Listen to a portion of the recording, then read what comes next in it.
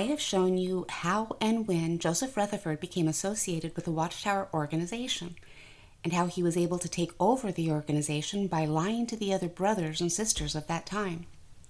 We saw how the very first thing Rutherford did was publish a book that got himself, the rest of the board of directors, and many witnesses of that time arrested and jailed. So now what does Joseph Rutherford do once he was released in March of 1918 on bail? What changes of Russell's teachings and the way witnesses did things did Rutherford make? Well, before we go into those, please make sure to hit those like and subscribe buttons. It really helps this video go out to a larger audience, algorithms and everything, and I always really do enjoy your comments. Let's do a quick review of how the witnesses' mindset was at the time. Russell had already made several predictions that turned out to be false and never happened. Now, the publishers were all in expectation for the last year that Russell gave, 1918. And they were going door to door telling people that the rapture was going to happen and Armageddon was going to come. In other words, all those believing in Russell's teachings were going to be snatched up to heaven before they died by 1918, and Armageddon was going to start. Once Rutherford solidified his position as president, he had to deal with the 1918 prediction fiasco as well. When 1918 came and went with no rapture or complete oblivion of anything by God, Rutherford had to come up with something else to keep the dwindling numbers of the organization happening. Many because of the false prophecies, and many because of what Rutherford had done in order to gain his power and control as the president and faithful slave.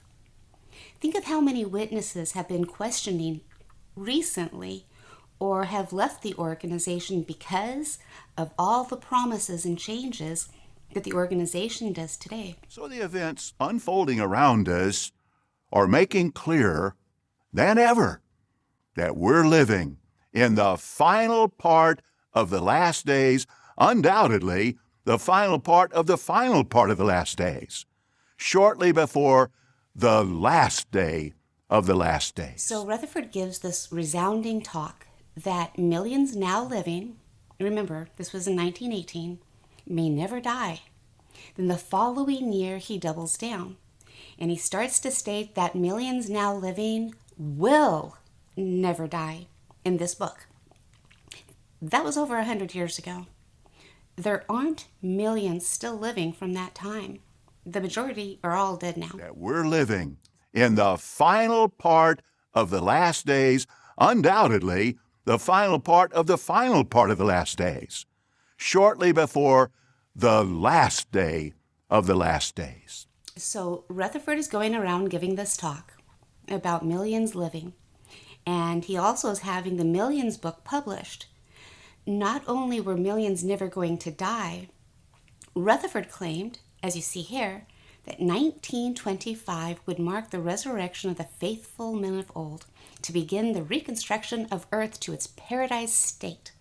He stated that because of that, it is reasonable to conclude that millions of people would still be on earth in 1925, and that based upon these promises set forth in the Bible, we must reach the conclusion that millions now living will never die. So it's not apostate lies when somebody says that he said that. This is actually what Rutherford taught as absolute truth to all that looked to him as the faithful steward, just like today. How should we view a brother who chooses to grow a beard today? The governing body has asked me to read the following announcement. The governing body does not have an issue with brothers wearing beards. Why not? Because the Scriptures do not condemn the wearing of beards. When the faithful men of old didn't show up by 1925, Rutherford kept saying that they were still going to come any time. And so he built a 5,100 square foot mansion on almost 100 acres in San Diego, California, in 1929 for these faithful men of old. Now remember, 1929 was also when the Depression was happening. Well, Rutherford had this mansion built, and he said that the faithful men of old, Abraham, Isaac, Jephthah, Moses, etc., were going to live there. He called it Beth Surim, which means house of the princes, and then he literally deeded Beth Surim to these princes.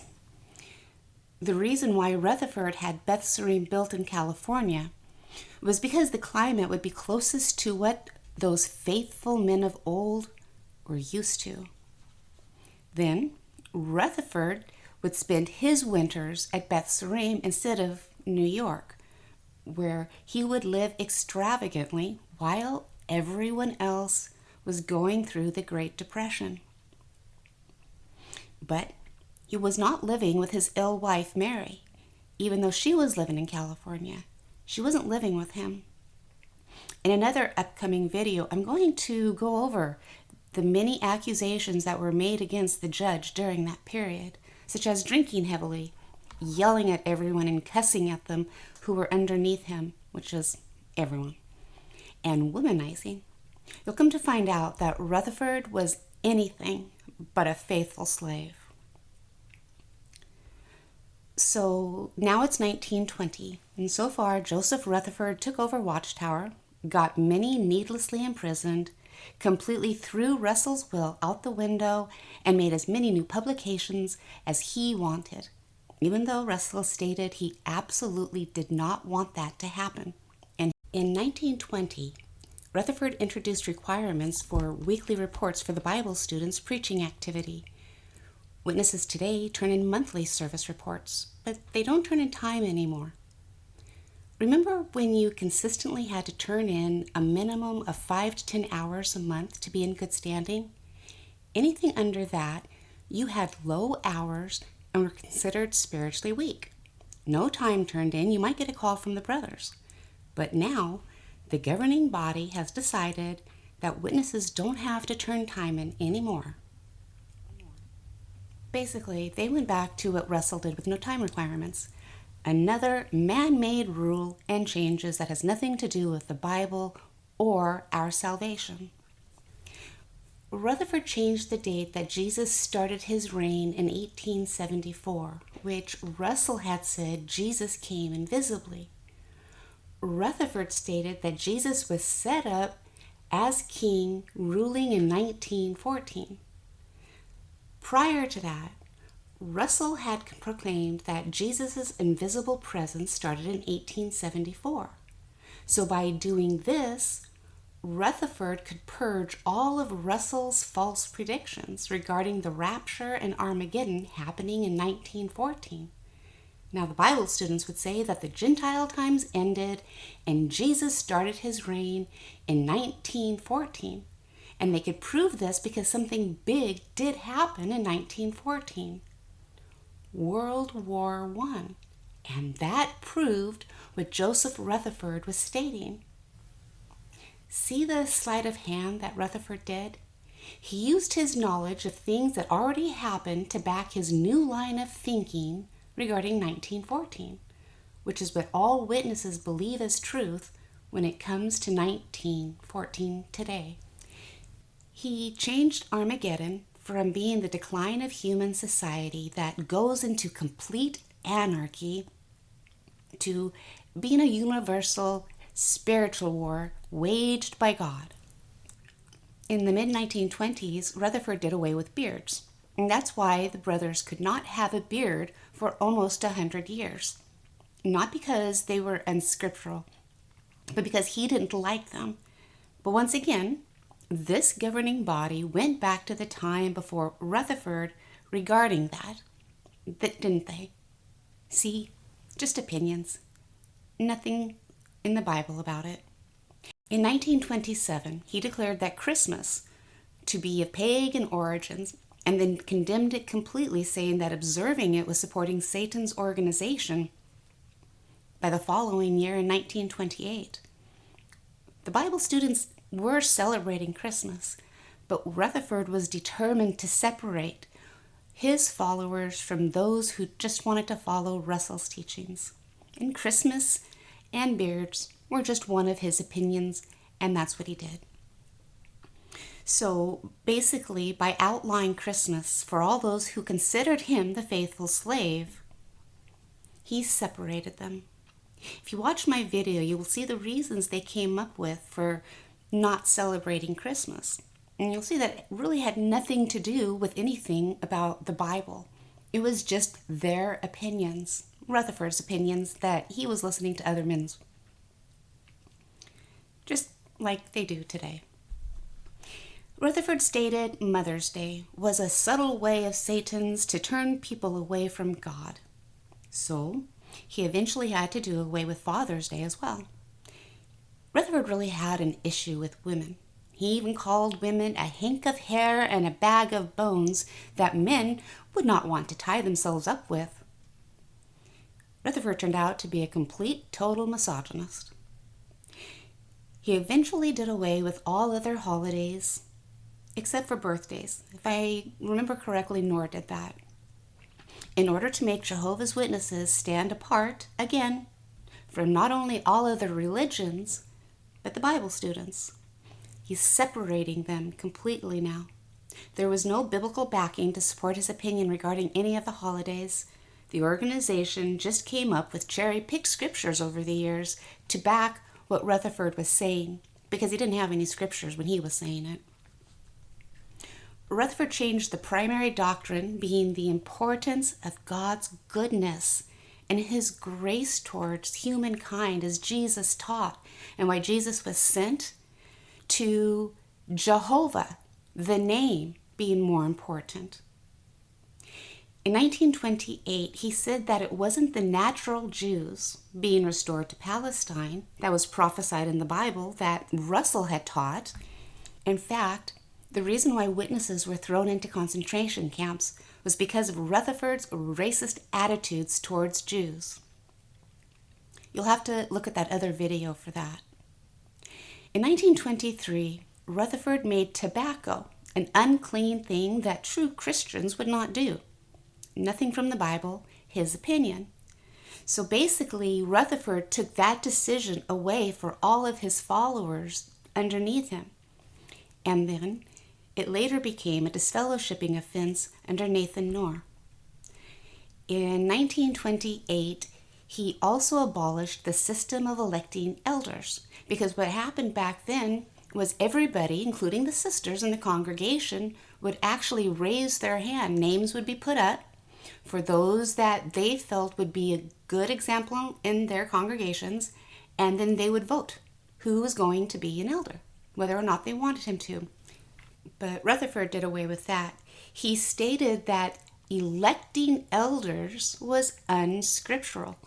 Then he impressed the need that they obey the organization's regulations regarding that, their instructions and their directions without complaint, just like they do today. In 1929, he stated that vaccinations were a crime and an outrage and a delusion, and that they were filled with pus. Obviously, that stance regarding vaccinations has changed since then. And just look at the organization and how they demanded witnesses to get vaccinated during COVID. Otherwise, they wouldn't have any privileges within the congregation or elsewhere. By 1933, Rutherford denied that there was a role for Jews in God's kingdom arrangement. He had already stated that it wasn't the natural Jews that would be restored to Israel. Now he's saying that only 144,000 of the spiritual Jews would make up that nation as stated in Revelation. But I want you to think about that number now. Why is the number of anointed going up and not down like it should be?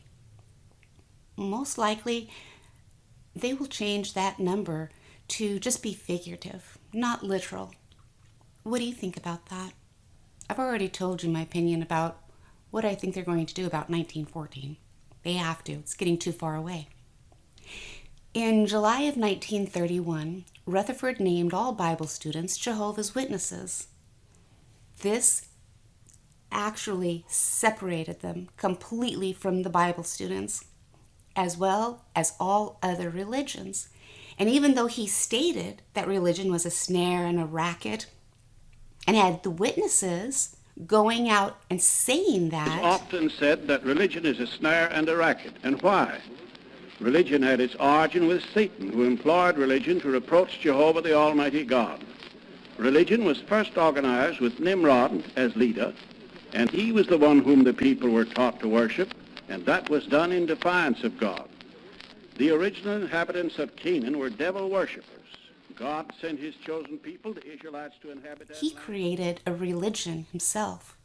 I guess as long as you're one of Jehovah's Witnesses, the organization is not a racket or a snare. So again, by doing this, Rutherford completely separated the witnesses from those who had left the organization prior to that. In fact, by 1932, Rutherford had done away with all of Russell's teachings except for the year 1914, but he put, like we already talked about, his own little twist about that. That's something that all witnesses believe today.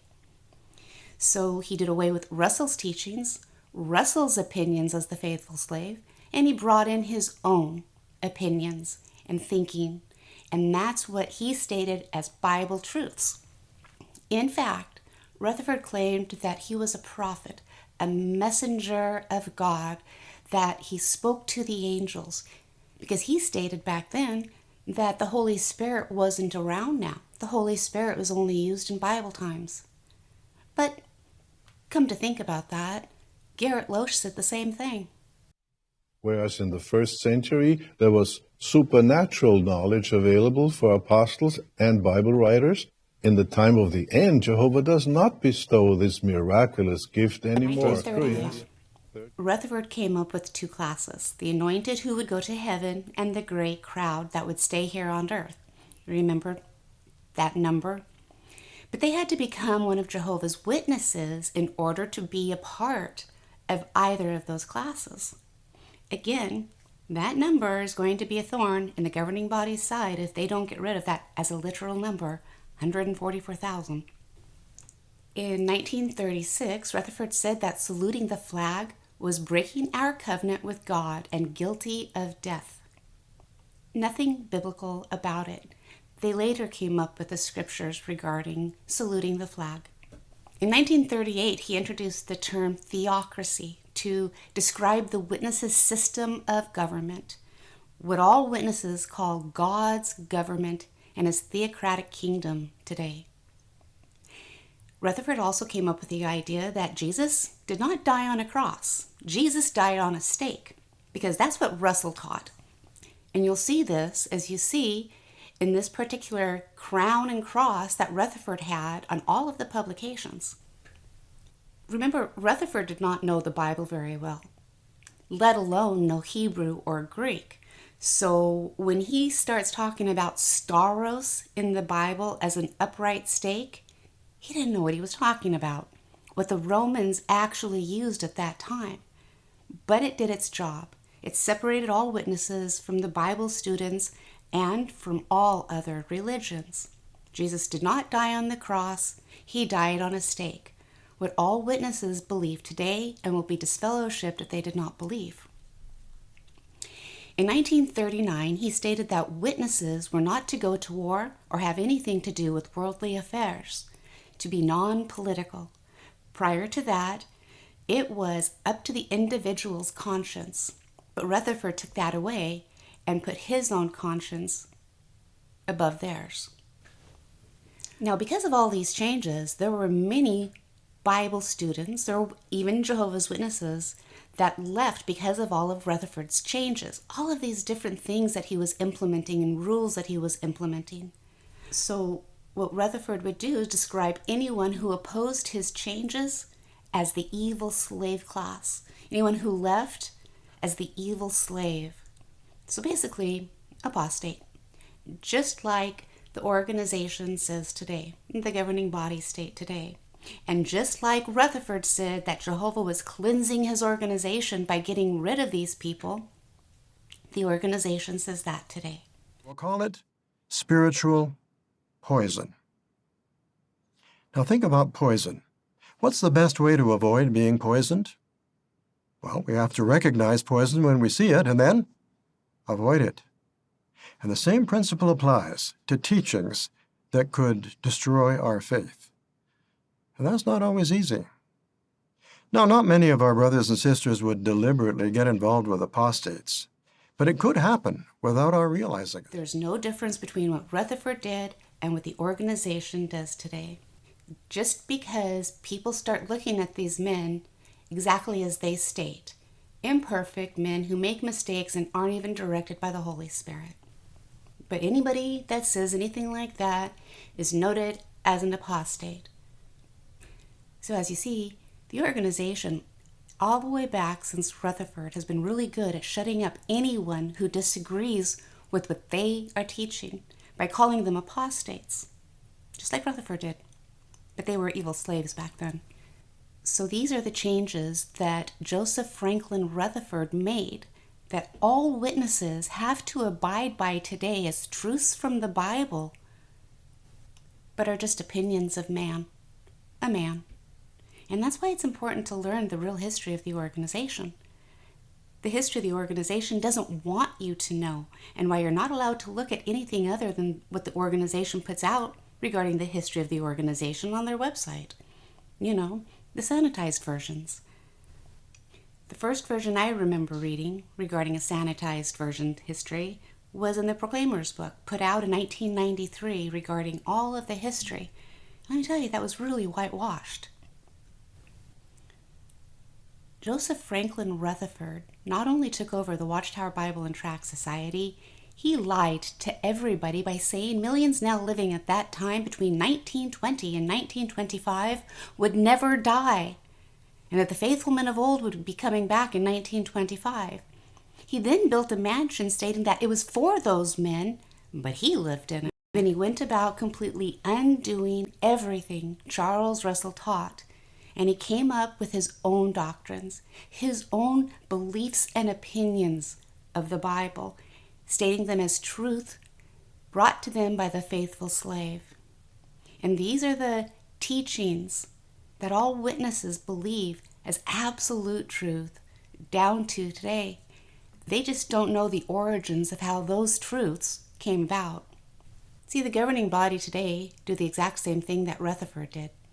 They slowly phase out the old teachings. They phase out the fact that we once had to turn in time. They will phase out the fact that men at one time could not have any privileges with beards. They will phase out the fact that women were not allowed to wear pants. They will phase out the fact every time they change, they will phase that out. And their teaching will be your absolute truth. Let me ask you, does truth change? So if it was truth before, and instead of adding to that truth, making it brighter, they snuff it out and they bring up new truth. So was that old truth rotten? Lies? How could it be truth if it's not truth today? Well, you're starting to begin to note what kind of a man Rutherford was.